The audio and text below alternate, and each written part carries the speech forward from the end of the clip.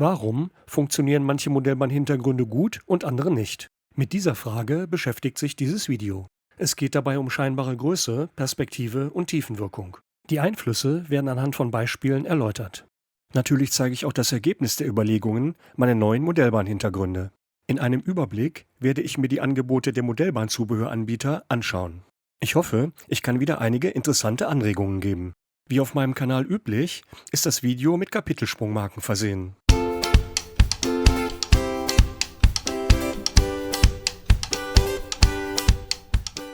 Noch ein Hinweis vorab. Worauf ich in diesem Video nicht eingehen werde, ist das Malen von Hintergründen. Nicht, weil das nicht auch zu sehr guten Ergebnissen führen würde, sondern weil meine Fähigkeiten dafür nicht gut genug sind. Man findet hierzu aber gute Anleitungen auf YouTube.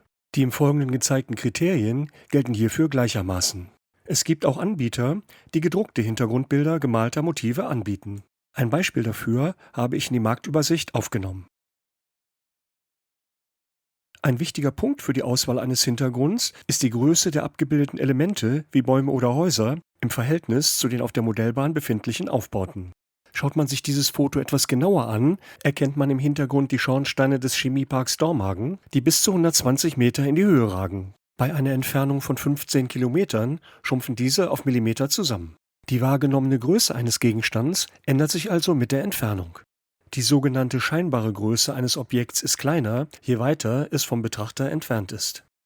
Sie wird auch Sehwinkel genannt und lässt sich mathematisch darstellen. Kennt man den Abstand vom Objekt und den Winkel, den es aufspannt, dann kann die Höhe berechnet werden. Um die Relevanz für den Modellbahnhintergrund zu veranschaulichen, hier ein Beispiel. Betrachtet werden zwei Türme mit identischer Höhe und unterschiedlichem Abstand zum Betrachter. Für beide Türme lässt sich der Sehwinkel, also die scheinbare Größe, berechnen. Bei einem Foto, wie zum Beispiel einem Hintergrundbild, fällt die Dreidimensionalität in eine Ebene zusammen. In meinem Beispiel wird der Turm 2 bei konstantem Sehwinkel auf die Ebene A1 verschoben. Betrachtet man nun den Turm 2 in der Ebene des Turms 1 mit dem Sehwinkel Alpha 1, dann erscheint der Turm 2 deutlich geschrumpft.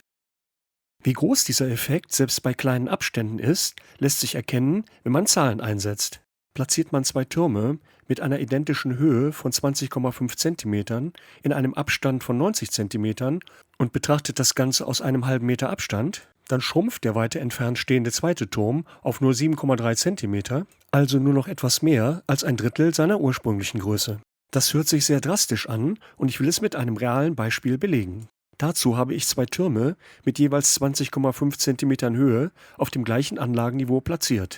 Der direkt neben dem vorderen Turm platzierte Gliedermaßstab zeigt abgelesen auf dem zweidimensionalen Foto die Höhe von 20,5 cm.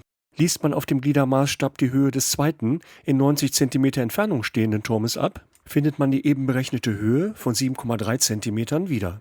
Was ergibt sich nun daraus für die Modellbahn?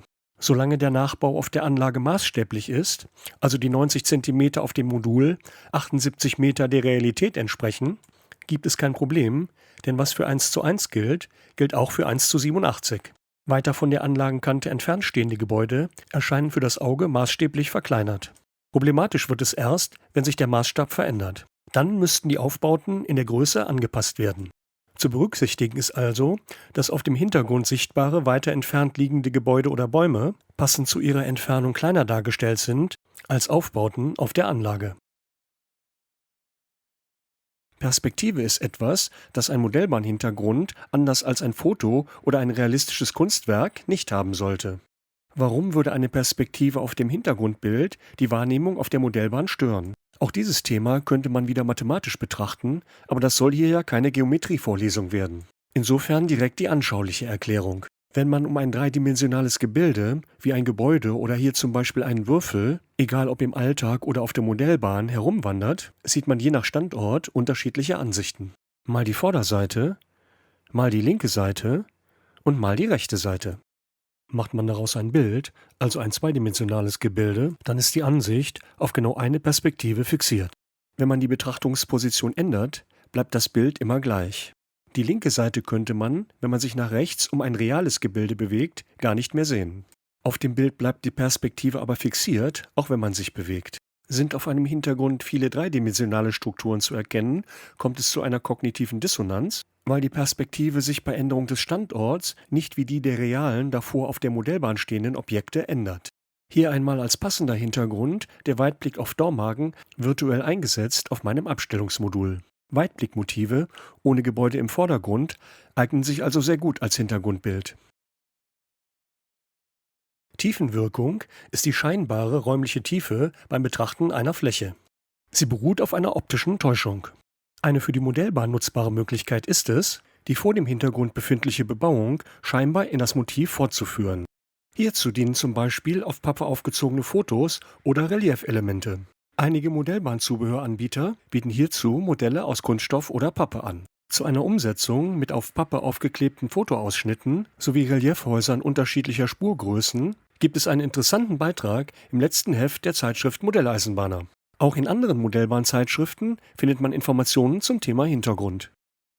Eine weitere interessante Einbindung des Hintergrunds in die Anlage bieten Lichtelemente. Hierzu muss das Hintergrundbild natürlich entsprechende Strukturen aufweisen. Das Video zum Bau dieses Hintergrunds ist oben eingeblendet. Auch die Farbgebung hat Einfluss auf die Tiefenwirkung. Aufgrund des sogenannten Farbautfehlers erscheinen dem Auge blaue Gegenstände weiter entfernt als rote oder gelbe, weil sie kleiner abgebildet werden. Insofern kann man die Tiefenwirkung durch einen Hintergrund mit blauen oder violetten Farben verstärken. Bei Landschaftsaufnahmen mit Weitblick verändert die Luft die Farbgebung genau in diese Richtung.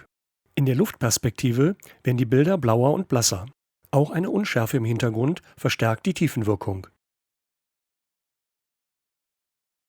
Eine Übersichtstabelle mit den Daten verschiedener Hersteller zu gleichen Produktmerkmalen zu erstellen, war nicht so einfach. Ich habe mich bei der Gegenüberstellung daher auf Himmelmotive beschränkt. Mit Ausnahme der Drucke von Peco handelt es sich um fotorealistische Motive. Alle aufgeführten Unternehmen bieten auch andere Motive an.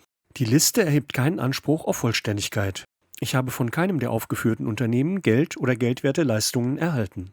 Als Vergleichskriterien habe ich diejenigen ausgewählt, die für mich relevant sind. Sollte mir bei den Angaben ein Fehler unterlaufen sein, bitte ich um entsprechenden Hinweis in den Kommentaren. Ich werde notwendige Korrekturen in die Videobeschreibung aufnehmen. Dort stelle ich auch eine Liste mit Links zu den Herstellerseiten zur Verfügung. Diese entsprechen dem Stand von Anfang September 2023. Eine fortlaufende Pflege der Linkliste werde ich jedoch aufgrund des Aufwands nicht vornehmen. Die Reihenfolge der Anbieter in der Liste ist rein zufällig und hat keinerlei Bedeutung. Neben dem Format, das natürlich zu den Gegebenheiten der Anlage passen muss, ist für mich wichtig, dass das Hintergrundbild nur aus einem einzigen Teil besteht. Wenn hinter der Anlage eine Wand vorhanden ist, kann man es auch ohne Verkleben aufhängen und es entstehen auch keine Probleme an der Nahtstelle der Teile. Ideal ist es, wenn man die Abmessung gegen einen Aufpreis an die individuellen Gegebenheiten der Anlage anpassen kann. Die großen Formate haben dabei ihren Preis. Zur besseren Vergleichbarkeit habe ich einen Quadratmeterpreis ermittelt, der sich auf die vorne angegebenen Standardformate und Materialien bezieht. Bei den 3 markierten Herstellern sind auch weitere Materialien verfügbar. Die Preisangaben stammen bis auf die 3 Produkte aus Großbritannien von den Internetseiten der Hersteller. Händlerpreise können davon abweichen. Bei den untenstehenden Anbietern, Auhagen und Faller, befindet sich am unteren Rand jeweils ein schmales Motiv. Herstellerseitig ist angegeben, dass dies abgeschnitten werden kann und so ein reiner Himmelhintergrund entsteht. Auf Modellbahn-Internetseiten, aber auch bei den Anbietern der Modellbahn-Hintergründe findet man Motive zum selber ausdrucken. Je nachdem können diese auch noch individuell bearbeitet werden. Die Dateien, zum Beispiel im PDF-Format, können dann auf dem eigenen Drucker ausgedruckt werden. Beim Ausdruck kommt man dann je nach Größe schon mal auf 50 DIN A4 Seiten, die neben und übereinander aufgehängt werden müssen. Das Ergebnis hängt stark von Drucker und Farbpatronen ab. Alternativ kann man die Dateien natürlich auch bei einem Posterdruck oder Fototapete-Anbieter hochladen. Hier kann man in gewissem Rahmen die Maße und das Material auswählen. Anbieter findet man einfach über eine Internetsuche mit dem Begriff Fototapete drucken. Wenn man gerne fotografiert, kann man natürlich auch eigene Motive verwenden. Mit einem Fotobearbeitungsprogramm lassen sich so auch Collagen aus mehreren Fotos erstellen. Auf diesem Weg kann man Unikate, angepasst an das eigene Modellbahnmotiv, erstellen. Diesen Weg habe ich für mein Chemieanlagenmodul beschritten. Der Ausdruck ist schon einige Jahre alt und damals ohne Bildbearbeitung aus 2 Fotos und Ausdruck bei einem Bilderservice entstanden. Für das Abstellungsmodul habe ich lange den eben gezeigten Baumhintergrund verwendet. Im Zuge dieses Videos wird er nun im nächsten Kapitel ersetzt. Ich hatte ihn vorher bereits variabel für andere Modellbauszenen eingesetzt. Dies ist übrigens eine Verwendung, bei der sich für Foto- und Filmaufnahmen auch der Einsatz austauschbarer, preiswerter Kaufhintergründe eignet. Das gibt Videoaufnahmen der Anlage eine größere Variabilität. Bei meinen neuen Hintergrundbildern habe ich mich für die Premium-Produkte entschieden. Individuell angepasste fotorealistische Drucke von Jovi und Atelier Dietrich. Fangen wir mit dem Hintergrund für die Abstellung an. Zur Beurteilung, ob ein Motiv passt, bin ich so vorgegangen, dass ich zunächst ein Foto des Moduls angefertigt habe und dann virtuell als Mockup das alte Motiv durch das neue ersetzt habe. Dazu habe ich das Foto des Moduls mit einem Bildbearbeitungsprogramm freigestellt und dann den Screenshot des neuen Motivs so bearbeitet, dass er maßstäblich möglichst passt. Für das Abstellungsmodul habe ich mir bei Atelier Dietrich das Voralpenlandmotiv ausgewählt. Es ist ein weites Landschaftsmotiv mit hohem Himmelanteil. Das Gesamtmotiv ist im Maßstab H0 16 Meter lang und in Segmente unterteilt. Für meinen Hintergrund habe ich einen Ausschnitt von 2 Segmenten ausgewählt. Die Gelb- und Grüntöne passen dabei gut zu der auf der Anlage vorhandenen Farbgebung. Die Länge eines Moduls ist 160 cm und es gibt wahlweise eine Höhe von 52 oder 90 cm. Die Länge meines Moduls beträgt 2,34 Meter. Um für seitliche Foto- und Filmaufnahmen etwas mehr Hintergrund im Blickfeld zu haben, möchte ich die verfügbare freie Fläche von 3 Metern mit jeweils 30 cm Überstand auf beiden Seiten des Moduls ausfüllen. Dazu muss das Motiv von links um 20 cm gekürzt werden. Über dem Modul habe ich einen Freiraum von 1 Meter, den ich nach oben gerne mit Himmel auffüllen möchte. Wie beim Bild am Anfang des Videos mit dem Blick auf Dormagen zu sehen, entspricht dies auch einem realen Weitblick. Insofern muss die verfügbare Standardhöhe von 90 cm etwas ergänzt werden. Die Absprachen mit dem Anbieter liefen sehr unkompliziert und in weniger als 2 Wochen nach der ersten Kontaktaufnahme traf die fertig ausgedruckte Rückwand bereits ein. Beim Material habe ich mich für das blickdichte Roll-Up Silber entschieden, das keine Feuchtigkeit aufnimmt. Das Motiv ist nicht verklebt, sondern nur mit Heftzwecken am seitlichen und oberen Rand befestigt. Kommen wir nun zu dem kürzlich überarbeiteten Modul mit dem Haltepunkt Pulheim vor kleinstädtischer Kulisse. Hier hängt noch passend zur vorherigen Bebauung der zweiteilige Hintergrund Neuschwanstein von Faller mit einer Breite von 3,20 Meter und einer Höhe von 97 cm. Da das Modul eine Breite von nur 2,40 Meter hat, kann der Hintergrund um die Ecke gehängt und auch noch für die rechte Seite verwendet werden. Was bei Fotoaufnahmen immer wieder gestört hat, war die Überlappungsstelle und zum neu gestalteten Epoche 6 Haltepunkt aus der Rheinischen Bucht passt er auch nicht mehr. Passender erschien mir eine Fortsetzung der vorhandenen Häuserterrasse in den Hintergrund, zumal die Bebauung am hinteren Rand bereits aus an die Wand angelehnten Reliefhäusern besteht.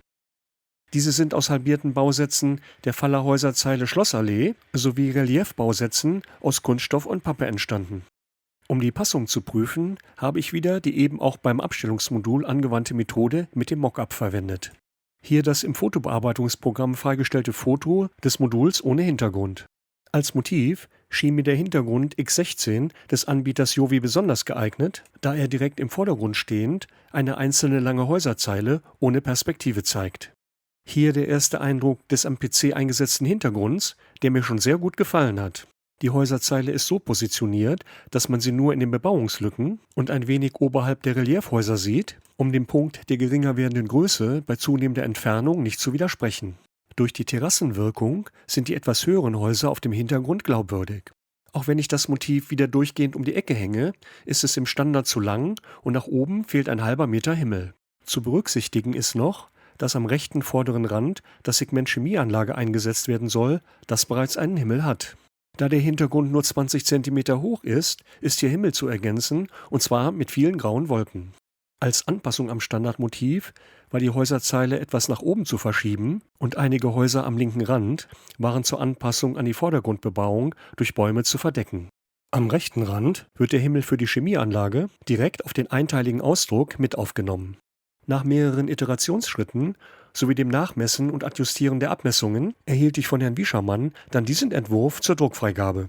Trotz meiner mehrfachen Korrekturwünsche hat der gesamte Prozess von der ersten Kontaktaufnahme bis zur Ankunft des Drucks nicht länger als 15 Tage gedauert. Die Aspekte scheinbare Größe, Tiefenwirkung und Perspektive sind beim neuen Hintergrundmotiv alle berücksichtigt. Ich habe das Motiv auch diesmal nicht in der Ecke gefaltet, sondern einen lockeren, runden Bogen gespannt. Daher ergibt sich ein gelungener Gesamteindruck.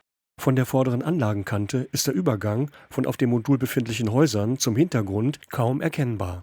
Mit dem Ergebnis bin ich sehr zufrieden und es passt perfekt zum Epoche 6 Kleinstadtmodul. Damit ist das Thema Hintergrund für meine Module jetzt abgeschlossen. Über Kommentare oder Fragen zum Thema Modellbahnhintergrund würde ich mich freuen.